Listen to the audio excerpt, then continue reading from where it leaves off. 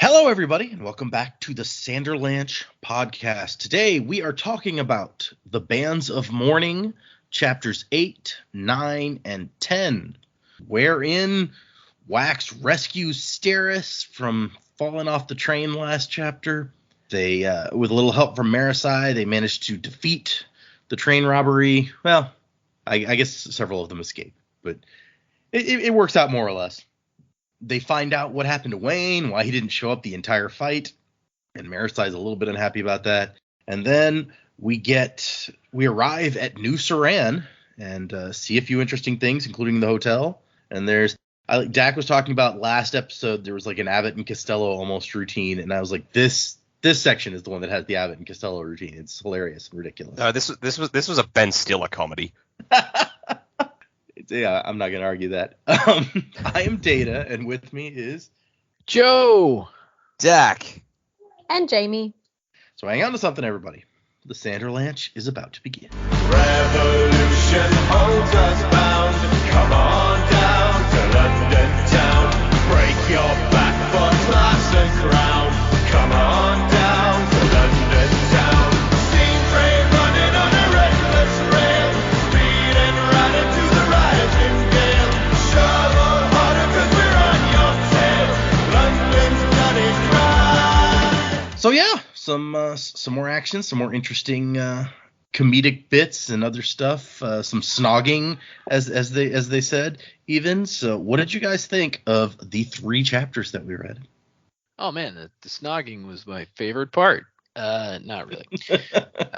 No, these were good chapters. The cliffhangers are always a little less exciting as far as the resolution to them than I would like him diving in after her and getting her back and then going back to the train. That was a little less exciting. It also didn't seem, and I mean maybe they describe it fine. It didn't seem very likely that he was going to be able to catch the train, but then I guess it doubled back, like going through the hill, it doubled back on itself or something. It didn't make a whole lot of sense to me. I think it mentions specifically that it's like the train gets across, but then it has to go down a series of switchbacks on the other side of the river. Yeah. So like that was kind of like, I mean, really? Okay, whatever. But it's Wax. He's got to make it back to the train. Yeah, I had been wondering that there's obviously some kind of mastermind behind this. So we got this guy with the weird leg. That's interesting. And from the very first description of him, said that he was leaning on a cane. I kept expecting it to be Wayne, like disguised. And like when Marasi first came bad up, guy Wayne. Well, that's what I was. Don't step on my thing, Dak. Sorry. But anyway, no, I was expecting him to clue Marasi in that he was actually pretending to be an old man, but that it actually turned out to be a guy that was with the bandits. I wasn't expecting that, so that was interesting. But then my theory, because I thought it was Wayne, was that this is like Bizarro Wayne from the future, and he's like come back and now he's a villain and stuff. Like that was since I kept getting it confused and thinking it was Wayne, I thought that may be what it was, future Wayne. But anyway, so we have that portion, and then. Yeah, them having sex or snogging or whatever you want to call it, it's whatever. A mortal being with a human, they're both, for all intents and purposes, they're both adults, I guess, so it doesn't matter. 2 consenting adult creatures of some sort. So we've got that part. We also know that's not the first case of a Kandra being intimate with a human, so obviously it's something that we knew could happen, potentially. And so yeah, that was what it was.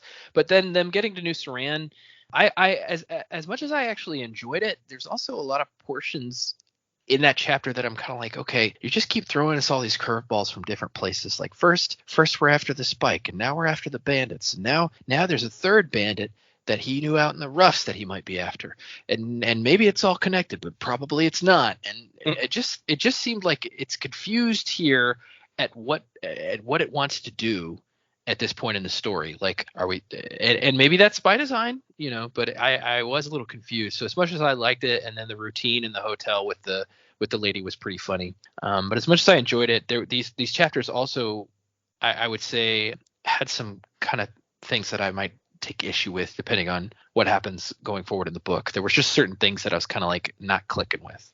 Okay. But overall they were fine.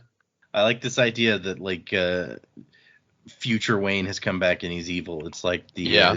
it's like that recent movie that came out. Beep. If you've seen it, you know what I mean. Oh, I get what you just did. But the guy in the suit with the cane does appear earlier, like talking, like Wax sees him talking to the big guy before he gets attacked by the big guy. We didn't mention it in the last episode when we were going through. Yeah, then I must have completely missed that too. I was just like, why is she like, this guy's just kind of hanging out? This is weird. But yeah, maybe he's the guy with the cubes, with all the cubes. She did say he pulled it out. Yeah. Just like at the movie theater. Woo! So yeah, my theory behind that is maybe he is a leecher and somehow he can put his power into the cubes. I don't know. Like, you know, they were talking about being able to put your investiture into stuff. So maybe that's what's going on here. The Borg. I got it. Sure. I am Locutus of Borg. You will respond to my questions. Putting stuff in a cube. Yeah. Yep. Borg cube. It flies through space somehow. These chapters were fine. You know, I liked the catching of Steris and getting back to the train. I thought, you know, yeah, we had that big cliffhanger last time, but it was like, all right, cool. This is how we're tying up the gun battle on the train. So that was fine. Like, that's, you know, listeners know that's my shit. So that was cool. Like, yeah, that was all good. Wayne hooking up with Milan. It's like, sure, whatever. Honestly, it got to the point where they were going through, where the hell is Wayne? And I've just realized, wow, I spent the entire gun battle of the last chapter just going, I don't care. Like, man, I was like, wow, I've really just gone off Wayne. I don't care anymore about him. And then when it turned out he was he was hooking up with a Kandra, I'm just like, oh, of course. He finds out Wax hooked up with a Kandra, and he's like, no, that won't do. I have to do it myself. Is where my mind immediately went. It's like, okay, whatever. Maybe I've gone too far in the other direction now. Anything Wayne does, I'm just like, man, fuck that guy. But I don't know. I'll try and be objective in future. It did seem like Marisai calling him to task. Like, it's just like after the wedding. It's like anytime Wayne does something, Marisai's gonna be all comically. It's like, oh, Wayne, you shouldn't do that, you naughty boy. And everyone's just like, Marisai, get over it. I'm like, I really hope that's not the case. But the fact that it's happened twice now at the start of this book is like, ugh, please don't make this a thing. Maybe Wayne, maybe she's into him. Ew. That's definitely how I felt reading it for the first time, when like she seems to be the only one really upset that Wayne was like hooking up with Milan and during the gunfight. Everyone else is just like, you know, whatever. And so I'm like, is she jealous? This is new. I really hope not, but whatever. And yeah, they get a new surround. I like the town. That was cool. Bringing in one of his bad guys from out in the roughs. I was like, all right, interesting. I've always been curious about his time out in the roughs, so this might be nice to see a bit more history there. And then we had the comical bit at the end with the poor beleaguered hotel owner just like doing who the fuck have I rented my rooms out to? And it's like, that was fine. I think it dragged out a bit, but it was funny. I'll give it that. But yeah, it just tonally it felt this section came in from some other book that like. I mean, yes, there have been comedic bits throughout these books, but that was just an out-and-out comedy routine. It just kept going. I'm like, what the fuck? Everybody had to have their own little thing. Yeah. I really like that section, but I have seen several complaints among the fandom that they're like, this feels like trying too hard to be funny. Like, it was too much for too long, and he like was going out of his way to try really hard. And so I understand that opinion that some people have, but I love it. Yeah. Oh, like, I think objectively it is a very funny scene. Like I said, I think it just overstayed its welcome a bit. I think the problem is less about like how hard it's trying to be funny and more just how much the tone of it clashes with everything that's come before. But yeah, that might just be me. Whatever. Yeah, I guess while we're on the comedy shtick, I'll start there. It definitely had funny moments. It definitely was funny. But at the same time, it got a bit cringy. Like, I felt like it was almost making humor out of some of the worst traits of some of the people. Like, with it starting with, you know, Wax and do these windows open and then jumping up on the couch to then push the window open and break it. I'm like, you're actually just being really disrespectful. I feel like it would have been a bit different if he didn't jump on the couch. He lost me at jumping on the couch. So, like, definitely funny bits, but then I found as that scene went on, I was like, it would probably play out really well if you were like watching it unfold, but I found it really quite cringy. Definitely funny moments, but yeah, I wasn't like sitting there having a good chuckle. Yeah, I wanted to smack half of them.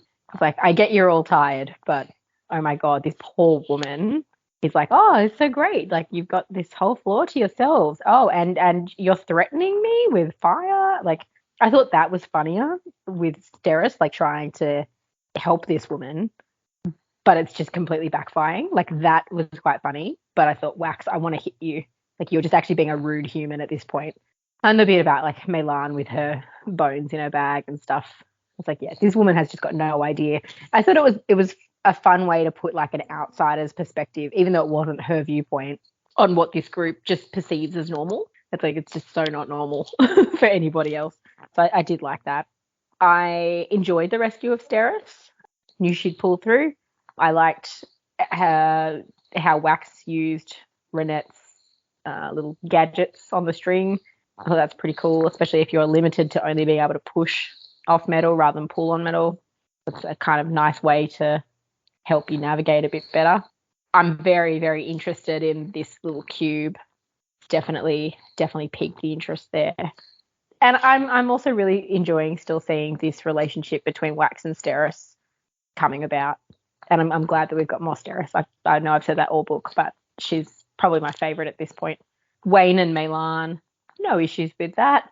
Hadn't really thought about the complexities for Wax there, you know, going through obviously what he's been through to sort of have another human and Kandra relationship play out. But I think as much as Wayne's gotten on our nerves recently, I think they're probably good characters for each other in that they are disguising to be other people, and you know, they've got a lot of common interest there. So I think that'll be a bit of fun to see how it's unfolding. But I hope Marasai doesn't play the jealousy card. Marasai and Wayne is just not. That's not good. We don't want that. Yeah, probably not. I like what you said about Wax because it totally fits with what we were talking about in the last book, where it's like when Wax is quote unquote like doing his job, he has very little respect for like other people's property or what he's putting other people through to do his thing. He's flying around destroying people's cars, and he's just like, what this is for the greater good or whatever. Which, okay, when he's chasing a criminal, maybe. When he's just trying to make sure that he's going to break some lady's windows and stuff just to make sure he can get out quick. Yeah. Also, ask the woman the question first. Does the window open? And she will tell you, no, the window doesn't open. And then maybe he'll go and break the window later. Like, you know, but I just felt like he's really disrespectful. But yeah, it does fit with what we're sort of knowing about Wax. And like, it's a really interesting point because, you know, you do have, you know, many heroes that are going around, and it does seem to be a bit of a thing. It's like, hey, you really got to think about how this affects other people. Yes, you've destroyed their car in the pursuit of good, but they don't know that. Right. Yep. Character flaws. Both the Waxes are coming out here, and Dak is all over Wayne's. Yeah. Well, I'm gonna assume why wouldn't you be? Why wouldn't you be? All over Wayne's character flaws, that is. Big fan. Well, no one else in the book is. Yeah, I mean, it is weird. I thought about this while you were talking about Wayne, Dak, and I'm like, isn't Wayne just like Bender? And we love Bender, so what's the difference? Bender's Bender a robot. gets punished. I guess that's true. Bender does get punished from time Wayne to gets time. shot. Yeah, but he can heal. It's not that big a deal. Yeah. Also, I guess also Bender does show remorse at times, like even in the episodes where he's most horrific, like throwing the puppy in the lava, he does like try to make up for it. I've never seen Wayne try to make up for the things that he does wrong, or even acknowledge that he's done wrong. Except for the killing that girl's dad, but yeah. Yeah, Even, but like even that's kind of an once. act of selfishness, because it's like it's making him feel better probably to do it. Yeah. Hey kids, try this at home. Futurama, the show that does not advocate the cool crime of robbery. The Sanderlanche does not advocate the crime of robbery, by the way. Coolness or not is irrelevant. Yeah. There's so many other cool crimes you could commit. I mean, wait, what? Okay, I guess. Yeah. Let's get into these chapters. So when we left Wax, the guy was trying to like push him off, and he was trying to hold onto this metal vial so that it wouldn't fly away, his last metal vial.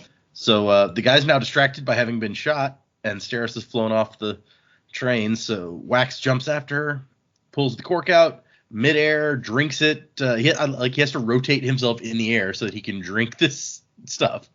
And I really like it's just like nothing, power. That was cool. Yep. He shoots down after Steris, grabs her, and then uses the shotgun. And this is interesting because we've never seen this before. He pushes the shotgun down into the water, and then it's like water's viscosity being what it was, you could push off something while it was sinking. So yeah, I think that's a new one for us. That makes sense. Yeah. And so he uses the shotgun to keep them dry by pushing it down to the bottom of the river. And Steris' first thing is, what is wrong with that gun? Like, yeah, sorry, it's a special thing for me. Yeah, you weren't supposed to touch that. Don't touch my stuff. It's great though. Like, she's fired this gun, it's blown her off a train, she's falling towards a river, could easily die, and when her husband catches her, that's her first thought. I think, God damn it, she's great. Oh man. Yeah, and her list later at the hotel just cements it even further. I think that was the scene where I'm just like, okay, Steris, you're my favorite now. And he's like, I told you to stay in the other car. And she's like, no. What you said was to stay safe, and I think that being near you is the safest place. Oh. And I almost said, is that sweet, or is that just her being like her doing her weird logic that she uses? Oh, 100%. She's thinking it through. She's like, I ran the numbers, and this is what it turned out. Statistically, I am more likely to stay alive if I am close to you. I mean, can it be both? Yeah, it could be both. There you go. And then hold your breath. What? Why should I? And he goes into the water because he needs that shotgun. So he puts one of the spheres down there instead. And then they use the support beams on the bridge to kind of bound back and forth back towards the train tracks. And somewhere in here is where it mentions that it's like the train has to slow down to go down a series of switchbacks on the other side. So he's able to catch up. And yeah, we've got the little sphere and line devices that have hooks that he can like engage and disengage. So that's pretty neat. It reminds me of, I mean, really, it's just like an extension of when she gave him Vindication. She was like, look, it has these two little levers inside that you can only see with your allomantic senses. So it's like a safety only you can turn on and off. So it's just like taking that to the next level, which it makes sense since Renette is a lurcher that she would come up with sort of these ideas that work well for Wax. Yeah, Renette's awesome. She's basically like an old-timey Q from the James Bond movies, just making all these wonderful gadgets and shit. I'm like, right? Yeah. She's like, do try to bring it back in one piece, Wax. And they have a cute conversation where he's like, oh, it turns out you're not boring after all. And she's like, no, I'm totally boring.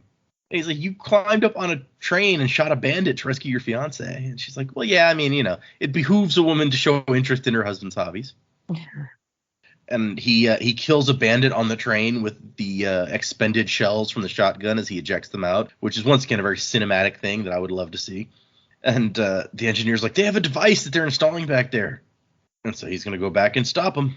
And meanwhile, Marasai is making her way through the train looking for Steris, but instead having to like turn aside to comfort all the people who are freaked out about this train robbery. And that's when she runs across guy with suit and cane. That's kind of wordy. What are we going to call this guy? Mr. Kane. Yeah, they call me Mr. Kane. I almost said Mr. Suit because he's got a suit and a cane, and then I remembered we already have a guy called that. Yeah, we got a guy. Yeah, let's just call him Peg Leg Joe.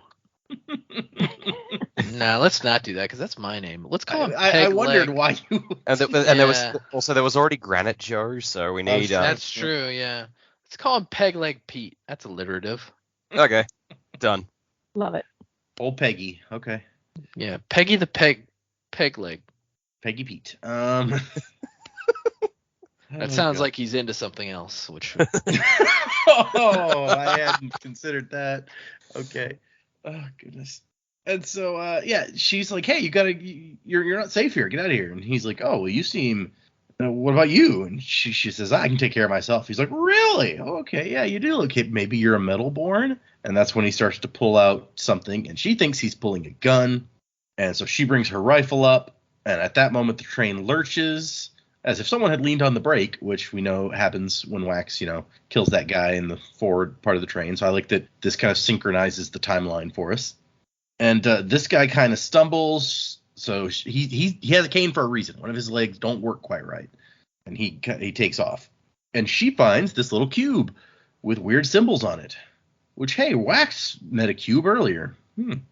So weird. Like he made it obvious he was up to something with that question, and then it's like, really, this is the best thing you can think to do? I mean, all right, yeah, you don't know what her power is, so pulling a gun may or may not do anything, but it still seems like, throwing a cube at someone, it's like, well, that mildly hurt. Also, what if she wasn't a metalborn? The cube doesn't do anything aside from bruise. Yeah. She might feel she can take care of herself because she's really good with guns, and she has. Yeah. I don't know. She's just like, what did that do? And he's like, Whoops. nothing. I dropped that. That's my bad. See you later. Who throws a cube? Honestly. Honestly. You hit me with the small cube. How rude. Man, the series is just bringing out all the Austin Powers. So Wax, he finds the bandits with the quote-unquote device, which after he kills them, he discovers is just a big case of dynamite with a clock to trigger it. And so Wax just rips the detonator off and tosses it, and he's all good. Yeah, how anticlimactic is that? You think they got some cool device. It's like, nah, it's just a big thing of dynamite. Woohoo. And then all of a sudden, here comes that big guy again. He's like, all right. And I just see him like in my head, he's like pumping his arms, like cocking them, like, okay, let's do this. Just like kind of like he was doing earlier. Cocking his arms like Henry Cavill in Mission Exactly. Impossible, where he just reloads his arms like shotguns. Yep. Best part of that movie. I love that movie, but that was great. I love him in that in The Man from U.N.C.L.E.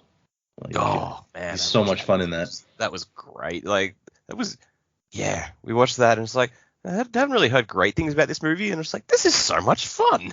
Yeah, I feel like it was really an underrated movie, and I wish there had been a sequel or even like a TV series with those characters. Could have been a lot of fun. But then what's his name is a cannibal or whatever, so I guess that's not going to happen.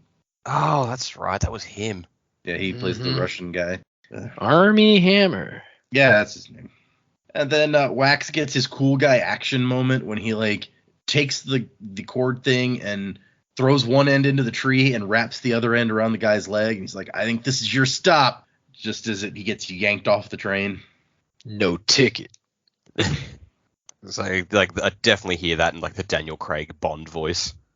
No, Daniel Craig could be Wax. I can see that. Yeah, I think Daniel Craig would be flexed harder acting wise and better suited for Wayne. I mean, Wayne is clearly the acting role of the two. Like Wax is not nearly as Wax like, is the straight man. Wayne is the fun role. I mean, Steris could also be a really fun role for somebody. So he looks up at the other bandits and sees them chucking their members off the train, which he's like, wait, what? And the guy with the cane gets thrown into the water, so he's off. And the other ones start jumping off too, except for the 6 remaining ones that level weapons at him, and then they freeze. And he's like, wait, what? He's just kind of standing there. He takes a cork and tosses it, and it hits a barrier and kind of freezes there. And he's like, oh, I see what's happening here. And he climbs down, and Marasai is like pressed up against the top of the inside of the train car, and she's got a bubble encompassing them, which is a fun place to end that chapter. It's like, you know what happens from there. We don't need it anymore. But also, just like, fucking Marasai, hats off to you. Brilliant move there. Mm-hmm. Like, it makes me really happy, like, knowing how self-conscious she was about her power in the first book, that she's finding new and creative ways to use it to the benefit of the others. And I thought, Matt, you go. That is awesome. But this actually is something that has brought up some interesting questions among the fandom that Brandon has had to come back for, because speed bubbles cannot be moved once they're set up. This one is on a moving train and is staying in the same place relative to the train car. So everyone's like, wait, what? How's that work? And so there seems the consensus seems to be that it has to do with like intent and how you perceive things. It's like when the train is big enough to be perceived as something that you're on in some way, or I don't even know how to word it exactly, but it's like, I mean, you can take the example of like the planet is probably moving all the time, right? But speed bubbles stay in the same place. So it's the same thing where it's like you consider this thing to be like a foundation for what you're on. So it's at some point big enough that the speed bubble can move along with it, just like it would on the planet. So it's an interesting question about the physics of allomancy in this case. And so then you want to do experiments. It's like, okay, what about like a horse or a carriage or a motor car? Like, The beginning of the next chapter is Wax had never shot a doctor before, but he did like trying out new experiences. Perhaps today would be the day. And so a doctor is trying to treat him, and he's being ornery about it, but mainly, as we find out, because he wants to go and look for his friend. Yeah, which in all fairness, it's like you didn't see Wayne during the whole fight. It's a guy that normally always has your back. He's not there, and you're like, oh, something had to have happened. Was anybody wondering about it before they mentioned it's like, oh, we haven't seen Wayne? Yeah, that's why I thought when she saw a Kane guy that was actually going to be him, but then when it wasn't, I was like, where's Wayne? Was not worried at all. I'm just like, yeah, he'll turn up. He'll turn up. It's fine. What if they killed Wayne like off page? How weird would that be? I can't see that happening. Statistical impossibility based on this book series so far. That would be one of those things where they would say that would happen, and we would all just go like, yeah, he's showing up later in the book. He's coming back. Alive. Yep. It's like I've outwitted my opponents. They don't even kill. No way. They don't even kill random messenger guard from books 1 through 3, like off page. Yeah. Well, it was kind of an important story moment, or it turned out to be. And so Wax starts going through the train looking for Wayne once he's gotten away from the doctor, and the local constable, like captain or whatever, is like, hey, thanks for like dealing with those guys. We're lucky you were here. It's this known bandit group, the Night Street Gang. Apparently they stole some Erikel payroll, and apparently they killed or captured a good half of them. So that's a pretty good day's work. But the guy knows nothing about the guy with the limp or the Allomancer, so this whole thing still feels a little bit fishy to Wax. Also, apparently there's like a racist term for Koloss-blooded people, which I guess I shouldn't be surprised by, but naturally. And I'll say it even sounds racist. Like that. Yeah. The term, I'm just like, yeah, that feels racist. Mm-hmm. And so the guy's like, you gonna come help us chase down the rest of the gang? And Wax is like, I don't know, maybe.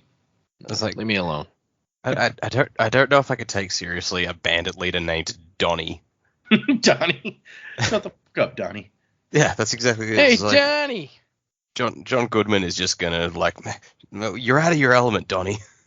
I read a theory the other day that like only Walter can see Donnie, and he's like the ghost of one of his Vietnam buddies who died in Vietnam. And I was like, I don't think this theory actually works. I'm pretty sure the dude talks directly to Donnie more than once, but I think he does, all the time. And he's also there, when they go by the funeral home, when they dump the ashes. Like, yeah, somebody's like, but the dude face. Gets covered with Donnie's ashes, and that's the one moment that they point out in the thing I was reading. It's like, where did the ashes come from? Yeah, if he's not real. Unless he's been dead for a really long time and he's just now dumping the ashes. I like this alternate version of the movie where occasionally Walter just looks over his shoulder at nothing and like screams obscenities. And everyone just is like expects it. Like that's just his thing. Makes the Smokey conversation even funnier. I am the walrus. I am the walrus. Also, it's like Donnie Market Zero. Walter, there's no one there. No, it's Market Zero, dude. Yeah, dude, Market Zero. Yeah. Oh, I thought it was Donnie. I have to watch that movie again. I haven't watched it in ages. Oh, yeah. You got to watch Big Lebowski every once in a while. Also, who's the third person on their bowling team? Yeah. Do they need? They wouldn't let him. They wouldn't just let him go twice. Do we see like a third person on Jesus' team? Like I don't remember the two of them. Only in the background, but yes. Okay.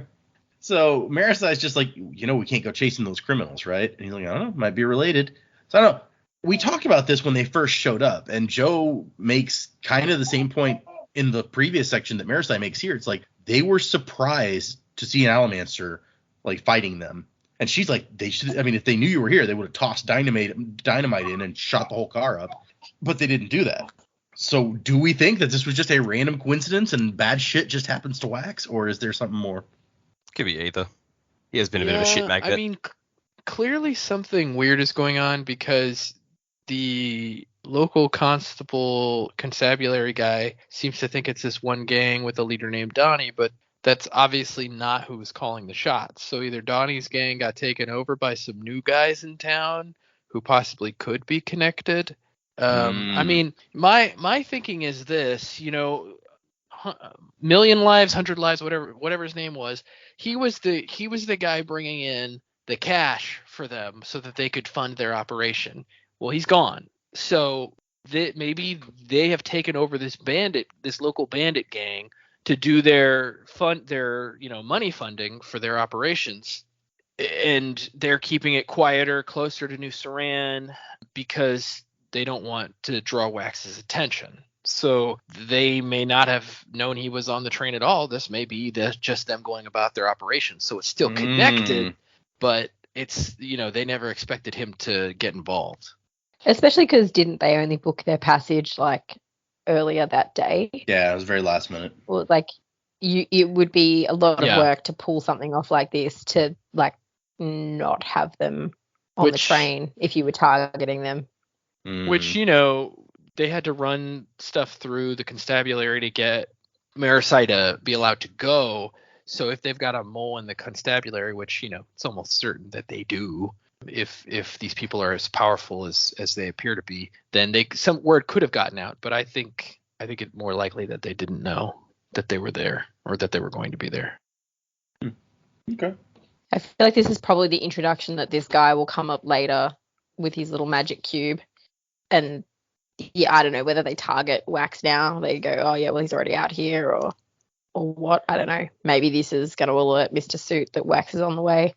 Maybe it's going to give us an insight to some metallic arts that we're not really talking about. Maybe we'll never see these guys again. Well, if he only had one magic cube, I believe Marasai has a hold of it now. So that could be a whole other story. Like maybe they're going to come looking for it. True. You just got cubed. So there's a lot of introspection where Wax is thinking about, he doesn't want to lose his friend or whatever, until finally he senses some movement with his, steel sense, and he opens one of the floor luggage compartments in this one car, and there's Wayne, no shirt, unbuttoned shirt, mussed up hair, and when you look a little over, you see Melan, who apparently just sits up topless and is like, hey, what's up? Are we there? And we cut to Wayne being like, how was I supposed to know we'd get attacked? Is this like that horror movie joke where the couple are doing it and they don't notice that someone's getting murdered in the background? Like, is that this for like an action scene? Like, they were so busy getting it on, they didn't hear all the fucking gunshots and explosions and shit going on around the train, or notice the train lurching and stopping and starting, or... I feel like that's as good of an explanation as any. Okay. Let's go with it. That means That means at some point Wayne's going to die in this book. Yep. Axe murderer's going to get him. I just love Marasai. He's going to get cubed. Yep, he's going to get cubed, exactly. Marasai's explanation for why you should have known we'd get attacked is because we are us. Like, yeah, okay, that's fair. I love that. It's like, duh. We attract this energy, you guys. Weird stuff happens to us. The dude with the corn cob comes in. I like that mostly they seem to blame Wax. It's all Wax's fault, even though these other people are there almost as often. And so Marasai's, like I said, she's the only one really who seems upset. Wax is just kind of relieved that his friend is alive, and I think he knows that, like, scolding him or yelling at him isn't going to do anything useful, even if he's like, he didn't do anything wrong. But even if he thought he did something wrong, like Marasai did, it's Wayne. What are you going to do? Like what Wax says, like, man, if I approved of half the things Wayne did, Harmony would probably strike me down. I'm like, well, let's follow that logic. Why would Harmony not strike Wayne down for doing them? Wayne's not a Pathian, so it's fine. Yeah, it's fine. I really don't get, if Marasai is not kind of somewhat attracted to Wayne or something, I don't really get her play here. Like, is she having older sister vibes? I just don't understand what she thinks she's going to accomplish, because I feel like she should know Wayne well enough to already know that, like, yeah, you telling him or scolding him or telling him not to do these things, it's not gonna help. Like, it's gonna have no effect on him. I sort of read it as kind of like a religious conflict. It's like these people are basically angels. You don't fuck angels. That's true. There are stories in scripture of people attempting to have sex with angels, and it doesn't go well for them. No. So it might be a case of, look, we're working with these people. That doesn't mean we get intimate with them. Yeah. The Nephilim are I extinct. sort of thought she was just embarrassed. Yeah, it Embarrassed, could I be. blushes a lot. It's She's true. embarrassed, and this is her first response. She's a little bit defensive by going after him. Yeah, okay. Yeah. And so Marisai brings up, like, somebody did something to my, or Wax rather says, somebody did something to my allomancy, like a leecher, but he didn't touch me. And that's when we get the, I think, first in-book explanation of they burn chromium to blank other allomancer's metals, but they have to touch you. And he's like, there was a little cube involved. And Marisai's like, wait, what, a little cube? And she's just stormed off. And Wayne's like, everyone looks at her in surprise, and she's like, what? And she blushes, because of course. And he's like, Wayne says, you stalked away indigenously. And Is she's this a thing Wayne did where he mixed up the words before? I don't remember this. He has done this multiple times before. Yes, it's one of the things I actually really like about him, because I like jokes like that. Yep, I'm Where- a big fan of those. Yeah, where he like messes up the word, and then and especially when she gets confused and says it also, that's great. Actually, Yeah. earlier in this book, when he says after he sabotaged the wedding, he's like, Wax will know that I did it way down in his subcontinence. I remember that, and it's like I don't remember from the previous two books. And I'm just like, did this just start in this book, but if it happened in the previous books, that's fine, I guess. I think it did. Maybe it just didn't happen often enough for me to notice it. And she's like, wait, you mean like a cube like this? And it's like, yeah, he pulled it on me like he was pulling a gun.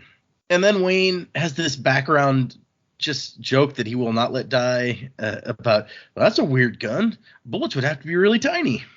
Which is not his funniest joke. I'm just like, I'm with Marisai. Like, seriously, dude, just. And so they're debating what we're going to do. Marisai says we need to get on a train going south because her mission is finding the spike. Wayne's like, but the bandits might have information. Maybe we should chase them. Besides, I didn't get to stomp on none of them. See, yeah, he's like, oh man, like I'm acting like the aggrieved party. It's like, you were the one who was not paying fucking attention, dude. And Marisai gets on to even Melon and be like, you're 600 years old. You should know better. And she's like, I'm young at heart. Really? I copied this one off a 16-year-old that I ate a few months back. And she's like, oh, was that Gauche? That was Gauche, wasn't it? I did like her response. It's like, oh, wrong crowd. Oh.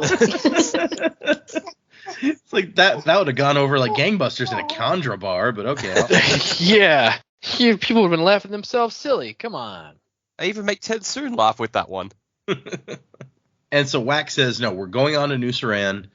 I've already arranged. There's a freight train coming. They're going to hook up our car to that. We're going with them.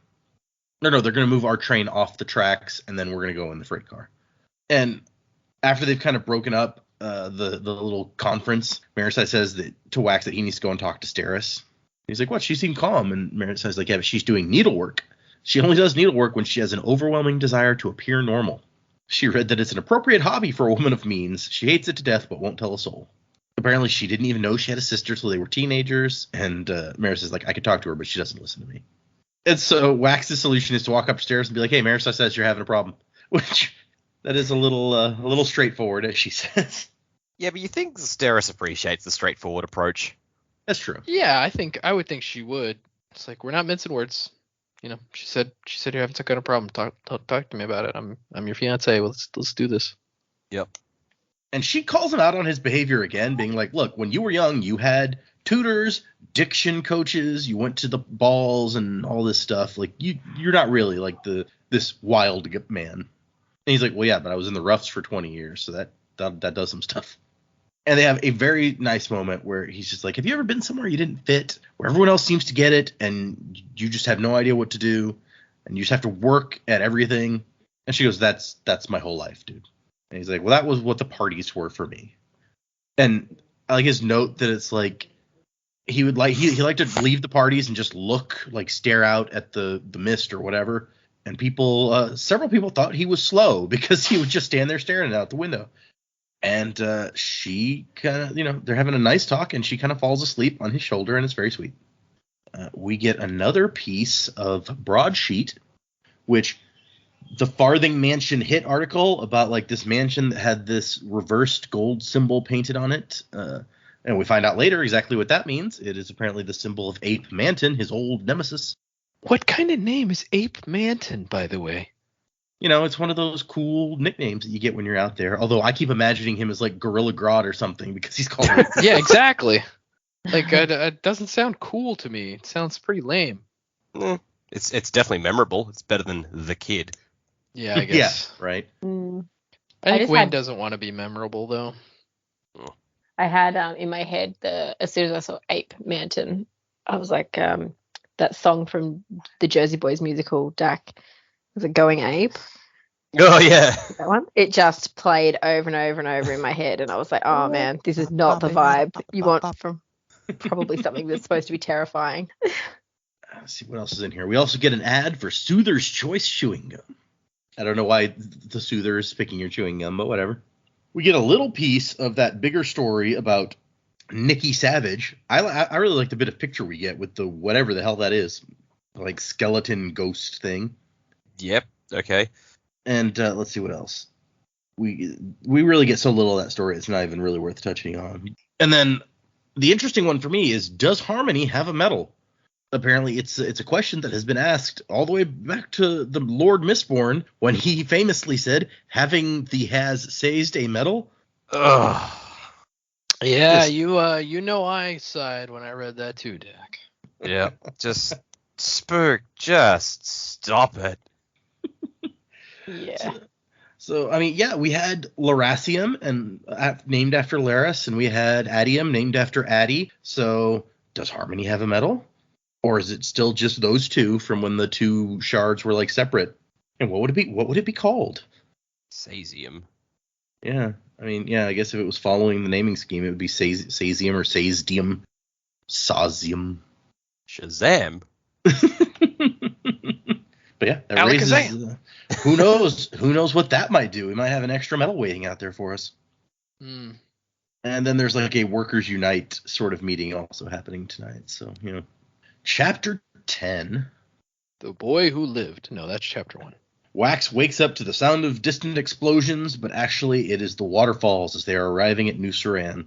Which I didn't even think about that actually initially. Like, that would be the most egregious part of living in a city that's like built right up on some waterfalls, is it would be loud all the time.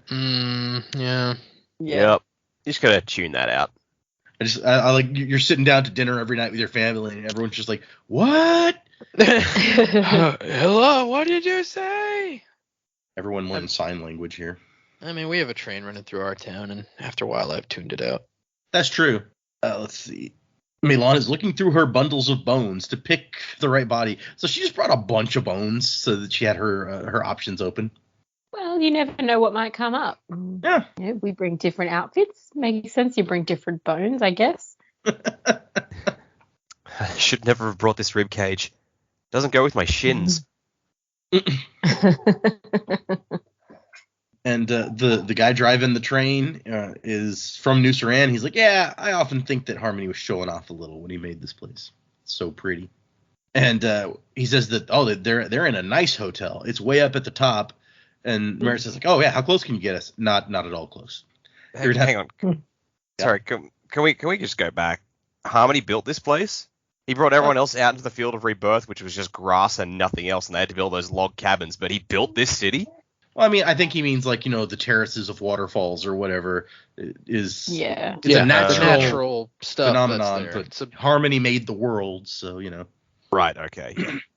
Yeah. And he's like, yeah, it'll take hours to go up there in the gondolas, but I mean, you could take a carriage, but that's even longer. And Wax is like, oh, dude, we are all too tired for that shit. And he turns to Marissa and says, shortcut? And she goes, you realize I'm wearing a skirt? He's like, yep. And so he's going to take Marisai up via Alamancy and come back for the others. But he's like, I'm not carrying the luggage. You send that luggage on up. And so as they kind of hop up the terraces with his Alamancy, he's looking at the town. He's like, oh, this is an interesting place. Quaint little houses, not like the towering apartments of Ellendale. Let's see. They land near this big statue that the guy had pointed out to them, saying their hotel was near the statue. And they decide to go find the hotel before he goes back down to get everybody else. And Marisai notes that he as he walks through, he's moving like a shark among minnows. People intentionally avoid him. Just the way that he moves, the way that he looks. I mean, he does have his big mist coat duster on and weapons clearly visible. And also, he's apparently quite tall. So everyone seems a little shorter down here, and he saw over the crowd by several inches. So yeah, I can see how that might be a little intimidating, all put together. And he goes, yeah, I'm not good at blending in, so whatever. And she's like, do you need Wayne tonight? Can I like borrow him? And Wax is like, Wayne at the party? I mean, if I need him to end up drunk in the punch bowl, maybe. And now. You keep making remarks like that, and Harmony will strike you down. And so she says that she wants to check graveyards for the spike. And Wax is like, well, that's dirty work. And she's like, yeah, that's why I asked for Wayne. Yep. And then he sees a little girl selling broadsheets and notices that symbol and is immediately like, oh my gosh, give me that. Here's some money. Where's this house? And even Maris says like, wait, I've seen that. He's like, yeah, you read about my time in the roughs. I'm sure that symbol was in there. That's the symbol of 8 men. I don't know why backwards gold, what that's supposed to be about exactly, but okay. He hunts allomancers. And she's like, could he be involved in all of this somehow? And he's like, with the set? No, he hates allomancers. And she's like, well, I mean, enemy of my enemy. And he's like, no, not the ape. He wouldn't take the hand of a metalborn trying to save him from falling to his death. So he's not part of this. We ignore him. I'm here for suit. So immediately I go to, so he's Amon from Legend of Korra. Yeah, except that Amon was a bender, so it's kind of, yeah. Unless Ape is also an allomancer. Could be. I like the lurcher juggler that they pass by, so you can just like drop or throw things and pull them back, so it's like a whole juggling act. I think that could be really neat, actually. Yeah, he's just like, it's like he can't fail.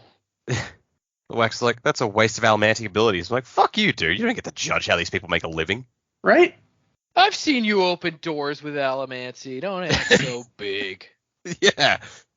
I mean, talk a wasteful. Like, all these people are crowded around, and it annoys him to the point that he's going to pull out his gun and shoot just to, like, make them clear out. He's like, seriously? Yeah, what the fuck, dude? He's not in a great mood. Nope. And so she's like, dude, you need to chill. This vendetta against your uncle. And he's like, not a vendetta. It's like, it kind of is, dude. And when she lays it out, he's like, how petty do you think I am? And she's like, well, I mean, considering what I just said, exactly that petty. You're about to use your gun to clear out a crowded street. Yep, petty. And so he's like, you go check it. They find the hotel. He's like, you go check us in. I'll get the others. And then we cut to the hotel owner, Aunt Jin, showing it's like, oh, you guys have this entire top floor to yourselves. And she's all happy and so sweet. And she's got her big hat that's just like covered in flowers. And as she's explaining, it's like, yeah, great. Can I have your hat? And she, wait, what? You have like a lady friend? You want to give her that? No, I need to wear it the next time I'm an old lady. It's like, what?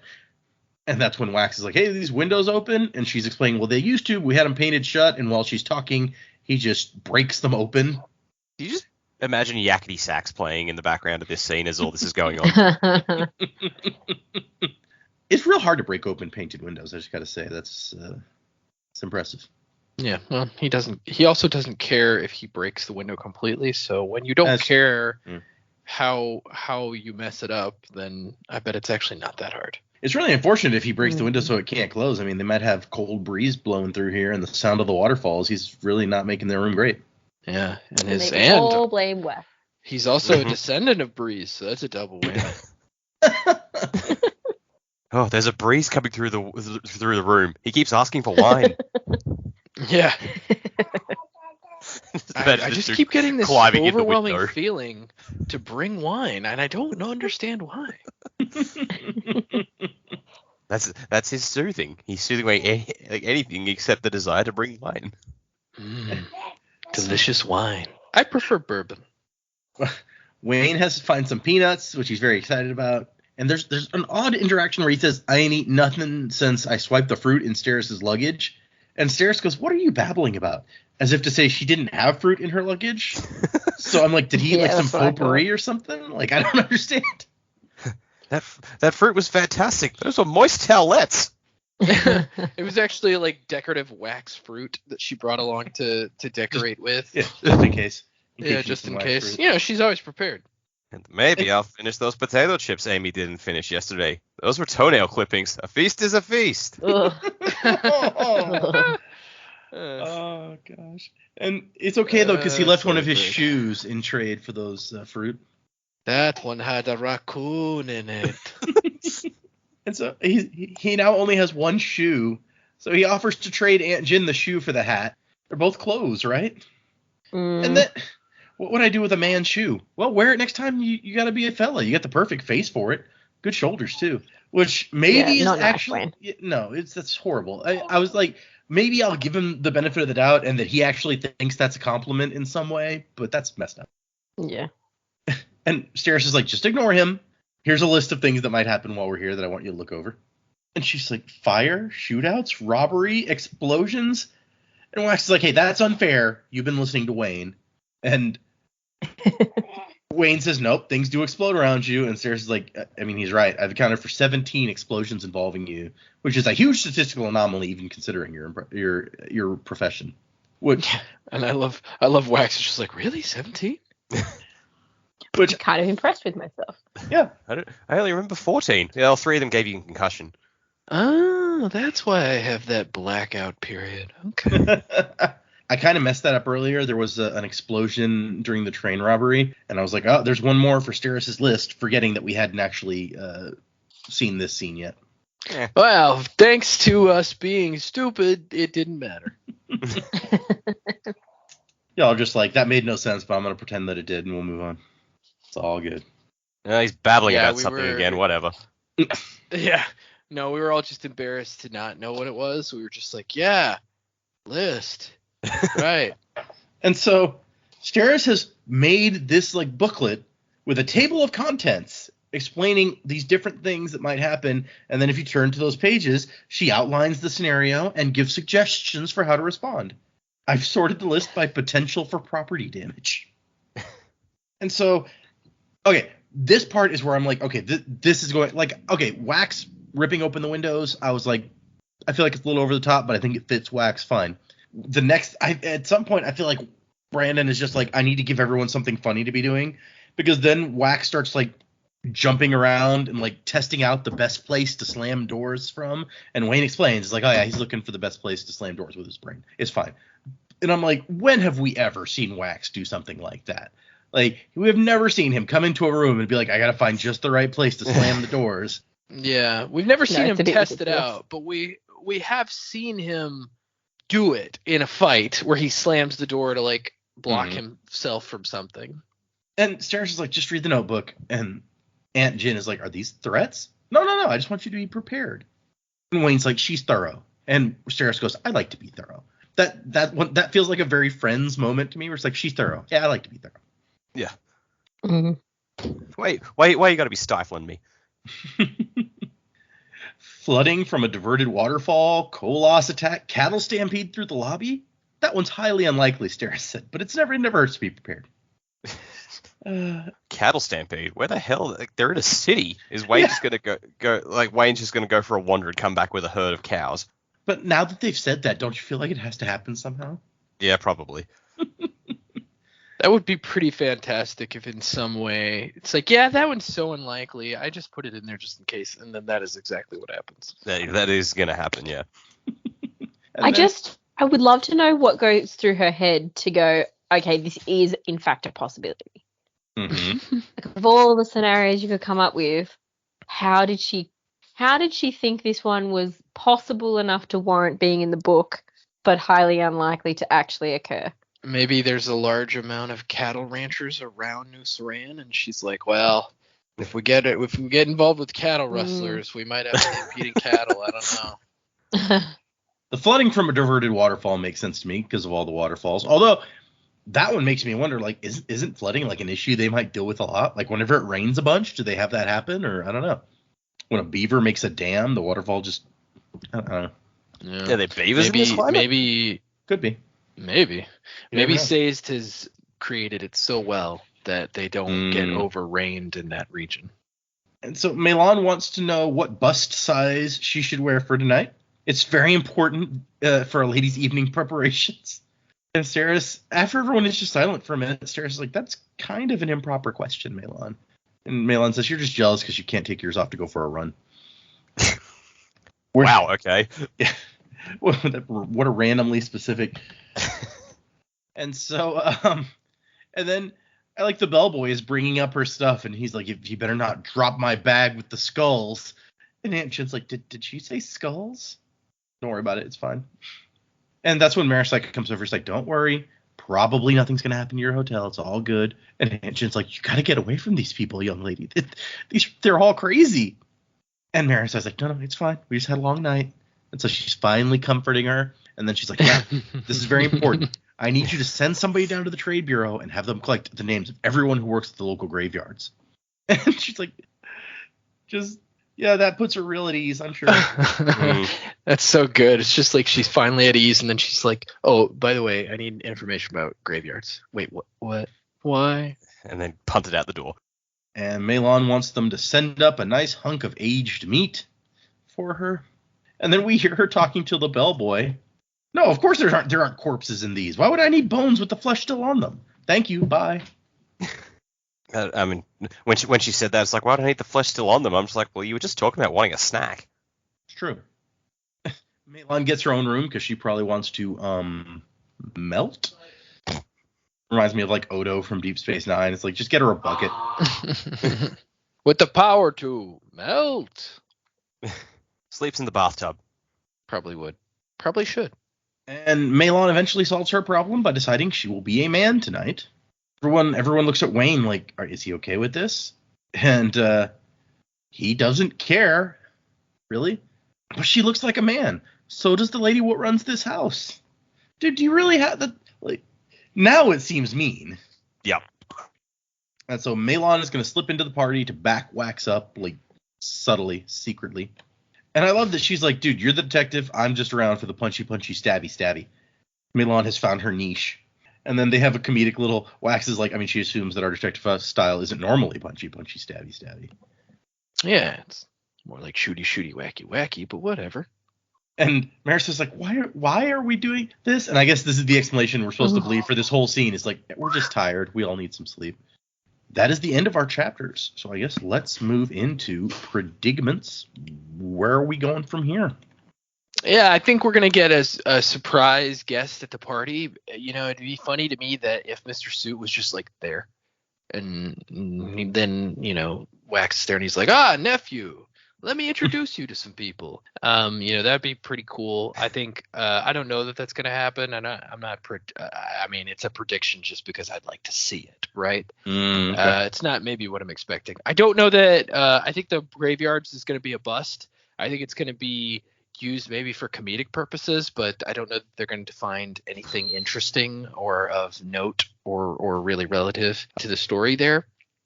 And I think Steris is going to prove liked at the party, and she's going to be somebody that is they will find very interesting there in New Saran for some reason. Okay. You know, we all like Steris, but you know, you never know what other people might think. So that would be fun to see, just people enjoying Steris's company. And so I think that's what's going to happen with the party and the graveyard situation. And I just hope that they find some clues. I would predict that they're going to find some clues as to where to go next. Maybe Ape Manton will show up. Maybe not. I'm interested. I'm going to stick with my prediction that these bandits were taken over by the Sets like goons, and they're really the cash cows now. These bandits are robbing people for money to keep the influx of money coming in. Okay. I know that it was like an insurance scam last time, but I think this time it's more of just like a cash flow situation. So either that, or they're being given these cubes to test them out, see how well they work. So maybe they're selling the cubes on the black market. Maybe that's the ultimate goal, is they're like making these cube things that could possibly store investiture to sell to the highest bidder. And so bandit groups are just going to start carrying them. It'll be kind of like a common commodity. Because, you know, what do people like more than anything? New tech, right? So in this age of changing industry, they may be using Elemanti not just to create an army, but rather to create weapons or tech to give give people the other upper hand, and you could sell it to both sides and then make all the money because both sides are using it. So yeah, maybe that's what's going down. I mean, if it's we've seen the cube, we assume it was the cube, blank out Wax's metals, and so I think we've theorized that maybe it's like absorbing the allomancy from a leecher or something, right, and being used for that was the theory. But if it alternately, the cube could just somehow be programmed or given the power to leech, maybe that's the only thing that it does, in which case everyone would want that. Like, cops would want that for going after allomancers, gangs would want that for like stopping allomancers from stopping them. That could be extraordinarily valuable. Yeah, and it's the old adage of escalation. It's like, what's that movie where there's like, I think it's The Dark Knight. It's like, did we start carrying Batman Begins. The end of Batman Begins. Like, we start carrying semi-automatics, they buy automatics. It's like, escalation. I thought we were being Sean Connery. It's like, they bring a knife, you bring a gun. I mean, that's true too. But there's some. I mean, that could be a very big market if they figured out a way to invent this technology to break into that. So that's a good thought that you had. That could be worth a lot of money. So yeah, I'm not entirely certain where we're going from here either. I agree with Joe that I think the party will have a mystery guest, but I think it's going to be Peg Leg Pete. I think because he's an unknown. The cop had no clue who he was, so I think he's going to show up and just be wandering around the party, and so Wax will confront him, and it turns out he's actually like someone very high up, someone who's untouchable politically in New Suran. Oh. He's the mayor. He's Iron Eyes, the mayor of New Suran. Yeah, and so Wax will confront him and just be like, and get told, no, you can't do that. You can't touch me here. And Wax go, what the fuck is such a high-ranking official doing robbing trains? And Peg Leg Pete's just like, everyone needs a hobby, dude. I love that. It's like, no, just do. It's fun. What are you talking about? Diplomatic immunity. Have you tried robbing a train? It's great. Yeah. Give it were you at the same train robbery I was? Because that was a hoot. It was great. I cubed people. You were one of them. Yeah, man. You never had a rush like cubing a guy. Who's Cuban? Yeah, exactly.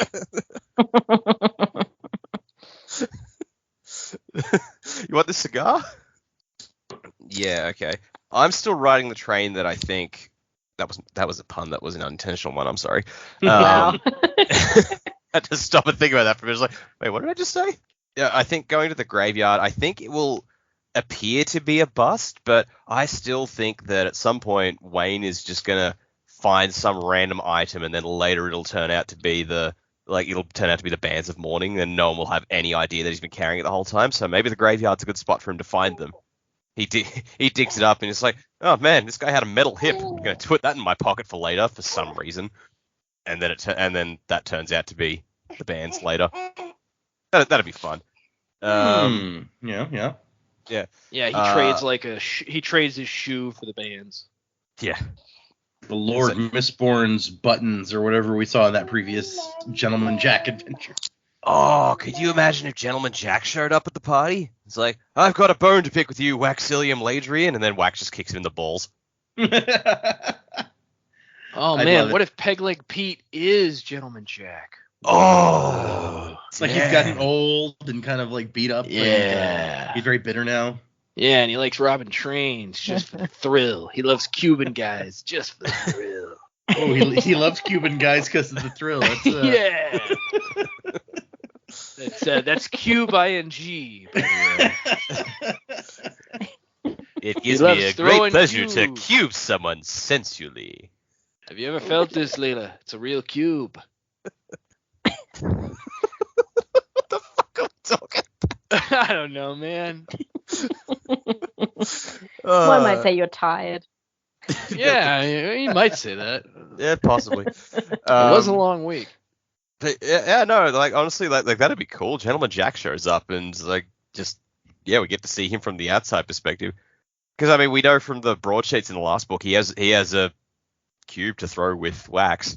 Well, that was a stretch. Yeah. No, I like that one. That's good. I like that. Okay, you're just trying to keep this going. Yeah. I've I got think- a I think- cube to throw with you, sir. I think he was at a party in New Saran in that last newspaper, so Oh, he could was be he? hanging around. Oh, dude. God. Oh, this is gonna be the greatest. This could be the greatest book of all time. Gentleman Jack's there with a cube in his hand. Man, it could happen. It could happen. We could finally meet Handle him. Yeah. There's gonna be a glove slap. Dost thou want to fucking go, sir? It's like, wait, what? Oh, I wonder if because you remember he was advertising for like that tailor that had made him that Mhm. shirt, and I'm like, Yeah. is the tailor back in Ellendale, or was that a tailor in New Saran? Can we go to that tailor shop now? Oh, maybe, yeah. Maybe so. It would be really funny if Gentleman Jack was there and he knew who Wax was and was annoyed with him, and Wax had no idea who he was. He's like, who are you? It's like, don't you know about me? I'm Gentleman Jack from the broadsheets. He's like, I don't read that crap. I like the idea that, like, he's just so self-absorbed it never enters into his head that Wax doesn't know who he is. So he just Right. he just keeps hassling him but never actually introduces himself. Yeah. And Wax is like, can security get this fucking crazy guy away from me? And it's not until Yeah. after they leave the party that Milan's like, do you know who that was? Obviously Yeah. I don't, because I kept asking Yeah. him. It's like, that's Gentleman Jack. That He's dickhead like, with the who? broadsheets? Yeah. I think it'd even more funny if she's like, it's Gentleman Jack. He's like, who? Yeah, he does nothing for him. I do like your like unintentional or intentional train pun, because one of the reasons that I picked the song that I picked for this book is because of the train scene that we just had, and part of the song says steam train running on a reckless rail speeding right into the rising gale. I was like, oh, there's like a cool train scene that'll fit really well. Oh yeah, that works. There you It's go. even a steam train, so you know. But yeah, so that's I really want this Jack scene now. Also, since we read his story, I have always just wondered, like, is he actually going to show up in these, or is that just going to be there for flavor? That's a good question. Yeah. Okay. Yes, I'm firmly on board with Gentleman Jack showing up. I think that would be very funny.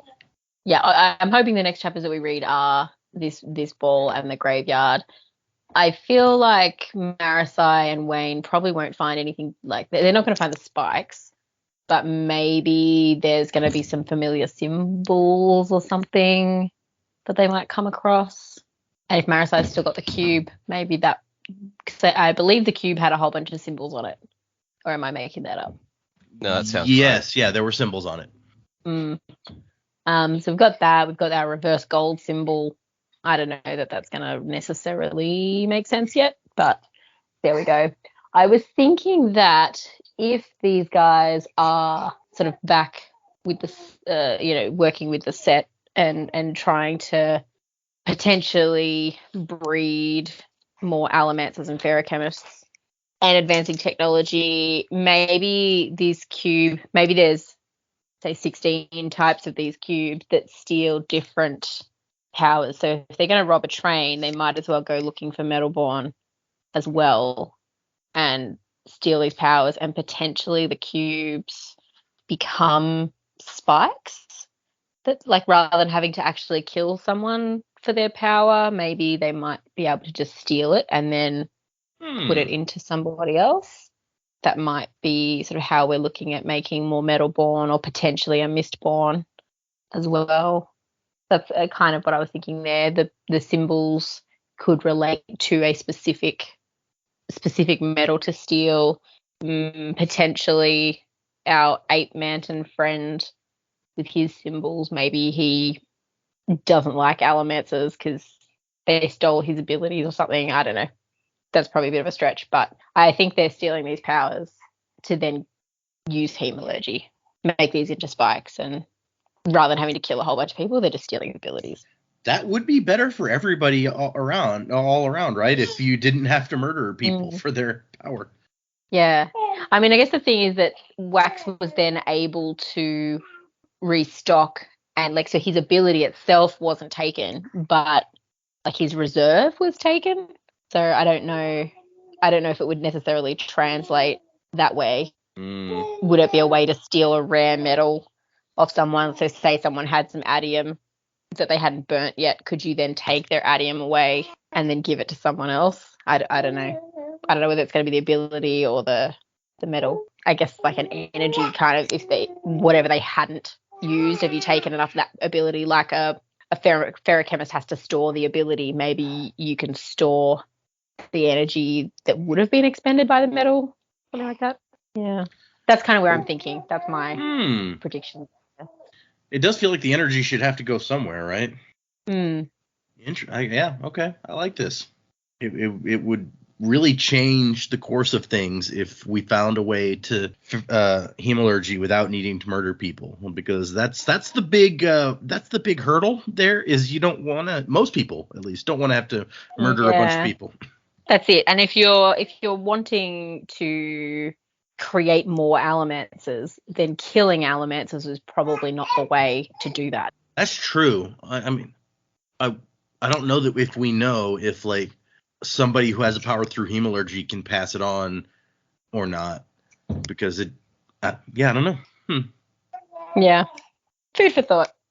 Yeah, that's some good theorizing there. I like it.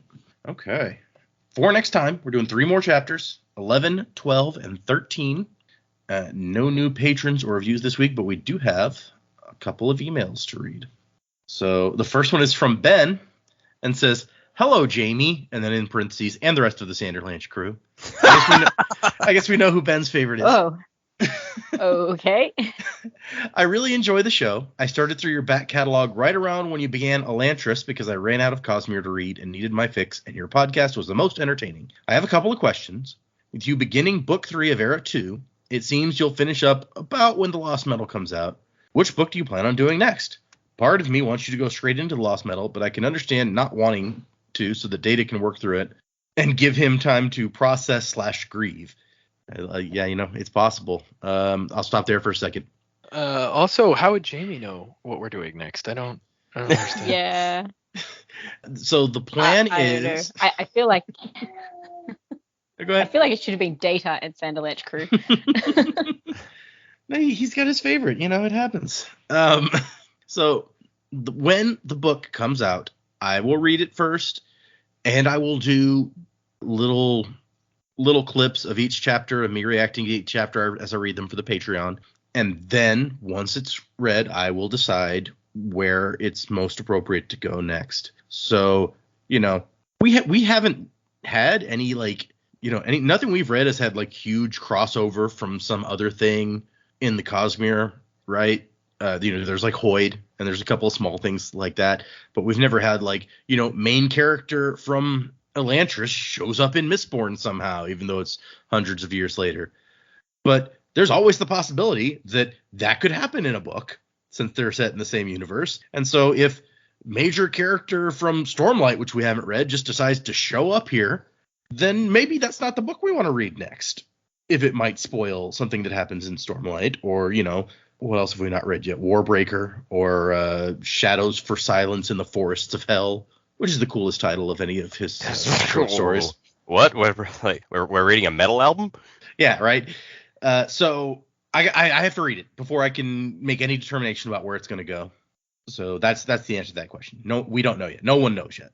Okay, so continuing Ben's email. It would make sense to go into Warbreaker or Shadows next before tackling the behemoth that is Stormlight, but I can imagine it being antsy for the other 3 starting other standalones/new series, with the conclusion for the one that they just read being out there, which, yeah, I can see that. The one good thing that they've had going for them is that they haven't had to wait years for the next book in the series yet. It's true.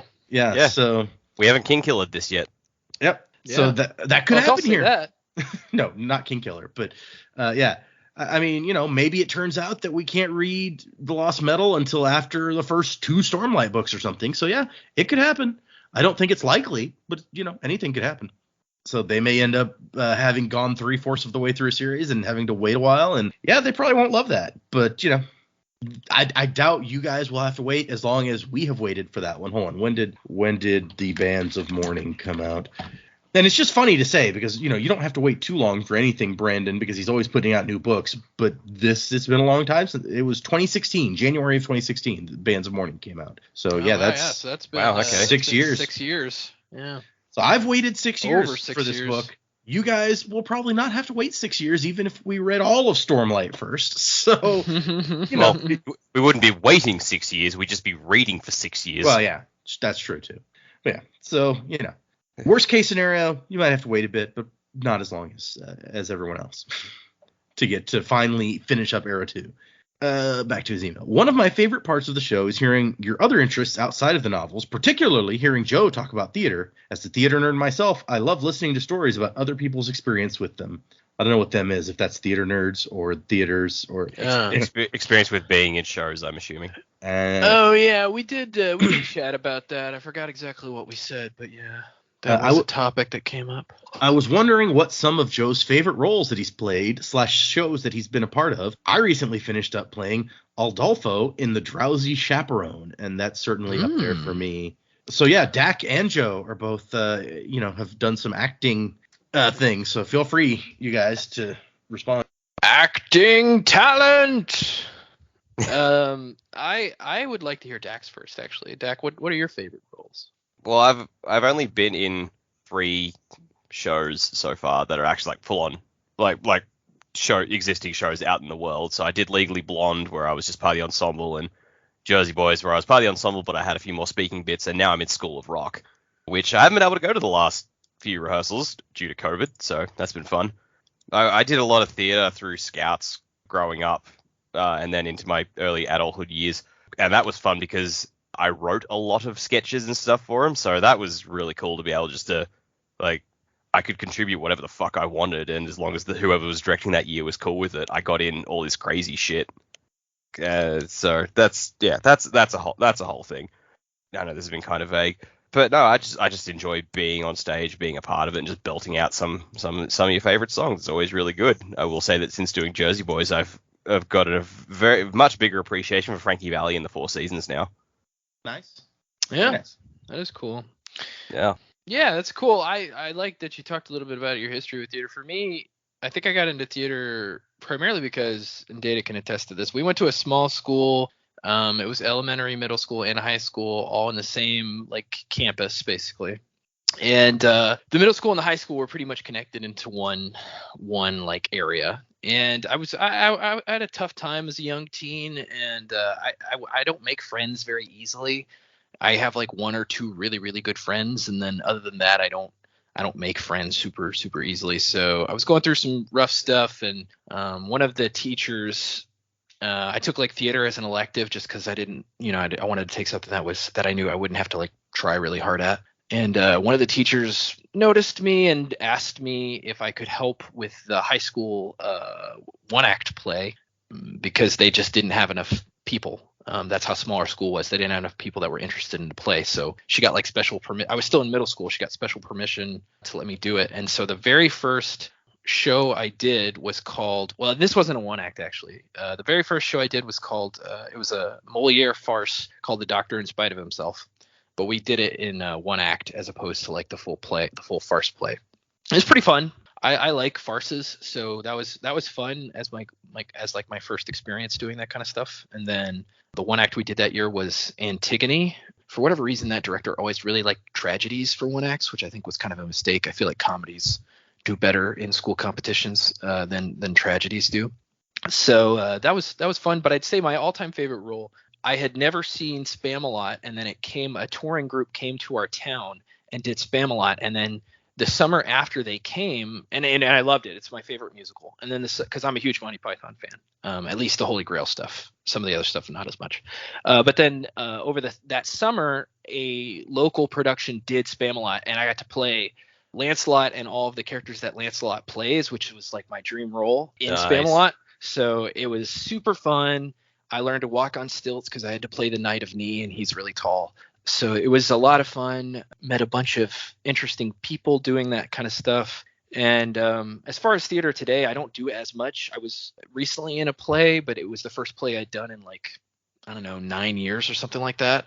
And I didn't have any speaking lines, which made it really easy because all I had to do was show up for rehearsal and be on stage. So, but based off of that, they've now that was with our community theater, and they've now asked me to be on the board for it. So I'm gonna work with the community theater a lot more closely in the coming months and fundraise and do all that kind of stuff. I've always since discovering in middle school, I've always liked theater, but I kind of stepped away for a long time from it, because basically once I left college, I focused on getting what some may call a real job and other things like that.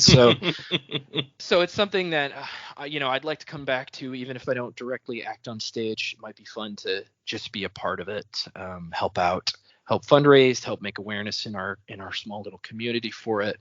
So yeah, I like the theater. Acting is fun. What about Jamie? Have you done some acting? Yeah, actually. So I started more on the dance side of things. So I started dance when I was 4, and I was pretty serious into it. Competitions, 4 or 5 ballet classes a week, tap, jazz, the works, before school, after school, all that sort of stuff, up until kind of grade 11, 12, and then obviously focusing more on school to also eventually get a real job like Joe. But all through high school and even a bit after, I worked in a drama school as well, and we used to put on a show, well, in fact 3 or 4 shows every 6 months with different age groups. And yeah, like a bit like Dak, we got to write all the original material, and I did the choreography for that side of things, and got really more involved in the putting on of the shows rather than being in the shows, which was great. My first musical that I did was Joseph and the Amazing Technicolor Dreamcoat, and I was 11 when I did that, which was a lot of fun, and definitely cemented a love for the theatre side of it rather than just the dance side of it. And I haven't really done a lot of stage shows. The last one that I did was High School Musical. Oh gosh, when was that? 2007, which is probably the last time that I was on a stage. But I ended up injuring my ankle pretty bad and had a reconstruction, and then life gets in the way. You're working, you're studying, and just haven't really been back. So it's definitely a goal one day to get back on the stage. If that we've got a local company here, if they're looking at still doing Singing in the Rain at some point in the coming years, I definitely would like to audition for that. Get the tap shoes out again would be fun. But yeah, just busy being a mum now, really, and working, and you kind of put everything else on the back burner. But hopefully one day we can get back on stage. It'll be fun. I love Singing in the Rain. Yeah, Gene Kelly is amazing. I did a workshop one year that they taught us some of the choreography that Gene Kelly would have done, and he was just so light and effortless in what he did, and the ability to get so many beats and movement and looking so fluid, just a tap dancing genius. Yeah, those guys really, all of those guys back then really were amazing. Like yeah, you had to be like a multi-threat. Yes, type. you had to be able to sing, dance, act. You had to be able to do it all. Yep. You I mean, just don't need to do that now, do you? You still have some guys that can do that. I mean, like what's his name? Like Magic Mike guy is Channing Tatum. Yeah, Channing Tatum. I've heard is yeah. like really strong with dance and and singing. Yeah, I've heard Hugh Ryan Jackman as well. Gosling's also that way. Yeah, Hugh Jackman, I'm sure. Yeah, I mean Ryan Gosling. You saw that in what you call it? La La Land. Yeah, La La Land. Yeah. Thank you. I knew it would come. Channing Tatum had a really big number in Hail Caesar, which was really funny. Oh yes, I love that number. Actually, it's hilarious. Yeah. Now I want to watch Hail Caesar and Singing in the Rain. Thanks. That's a double bill for you. Yeah. Since everyone else went, I've been in one play ever, and that was like Joe said, we went to such a small school that the teacher kind of strong-armed me into doing like a background character in the play, and I just remember it because it's like the longest name of any play that you've ever heard in your life. The play, I'm going to see if I can remember the whole title. The play is called The Persecution and Assassination of Jean-Paul Marat, as performed by the inmates of the asylum at Carrington under the direction of the Marquis de Sade. That's the whole title. And what a play it was. But anyway, so back to the end of Ben's email. He says, love the show. Keep doing what you're doing. Hope Dak and Jamie are sleeping enough with the baby. Wuzzing to the time of next. Cool. Thanks, man. Thank you, Ben. That one got a lot of discussion out of it. Okay, the next one is from Michael. Good afternoon, Sanderlanche crew. I'm excited y'all have gotten to the Bands of Mourning. I really love Wax and Steris in this book and how they get some good relationship moments. Yeah, we've seen that. Question that I'm not going to read out loud. And this person says, based on the reading schedule, are you guys going to roll right into the Lost Metal? And will this be the first time the whole gang goes in blind? Well, we already discussed whether we're going to read it right after the Lost Metal. And I think I've also answered the question about whether we're going in blind. Yeah, I will not be going in blind. And I had to really have a long conversation with myself about even slowing down enough that I could record things after every chapter instead of just burning through the book like I usually do. So I'm not built for it. I couldn't do it the way that I make these guys do it. Yeah. So what he's saying is we're better than him. Yep, they're better. Can't wait to see reactions as the book goes along.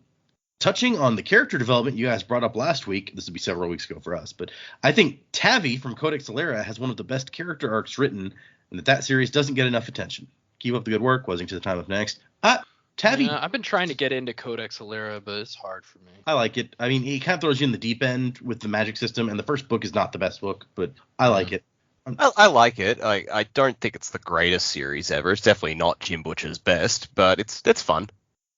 I can see Tavi definitely has a big, long character arc. He changes a lot from the beginning to the end, although kind of at heart he's still the same guy. So I get what you're saying. I don't know that I'd agree that it's one of the best ever, but because kind of like Dak saying, I don't think it's Jim's best work, especially not the first book or two. I think it gets a lot better. I think it gets really good in the middle, and then like the last book or so, I don't like as much either. But I always thought books 2 and 3 were the best. I think 3 and 4 are my favorites out of the 6. So I'm just thinking about it now. But you can definitely see Jim's evolution over the course of the Dresden Files, and he started writing that like partway into the Dresden Files. So it was like as he's starting to get better, but he's gotten even better since then, which I liked the first of his Aeronauts Windlass. I thought that was cool. The Cinder Spires series, that's what that one's going to be called. And he's supposed to be working on the second one of those now, so I'm real interested to see how that goes. So yeah, we have one more email from Sasha, but Sasha, I'm going to go ahead and save yours for the next one that we record because we dedicated a whole lot to Ben's thing because we just love talking about the acting so much. It was a lot of fun. We learned some stuff about everybody. I liked it. So yeah, we'll hit yours next time, Sasha. It's kind of funny because Sasha sent this. It's a pretty lengthy email, and then she sent another email the next day that was like, I was really tired last night when I wrote that. Did my email actually make sense? And I was like, yeah, it's fine. I mean, I can tell you were kind of tired, but no, I got it. I got what you were going for, so it's all good.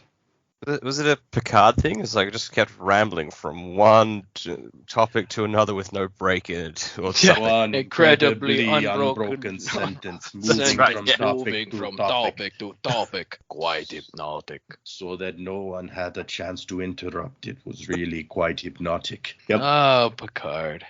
Good guy, Picard. So we will go ahead and remember 3 chapters for next time. 11, 12, and 13 is what we're reading there. Let me put that in our chat before I forget. No, I typed 142. That's not right. Just finish the book. Let's go. Yeah, jump to chapter 142 and then come back to 13. There's not 142. That's I don't know if even Stormlight books have that many chapters. Now I'm curious. Hold on. We're going to find out. Let's go to the first Stormlight book. How many chapters do you have? It has 75 chapters and an epilogue. So, thank you, everybody. Music by Miracle Sound, in case I didn't say that a minute ago. There you go. And Wazing to the time of next. Colo?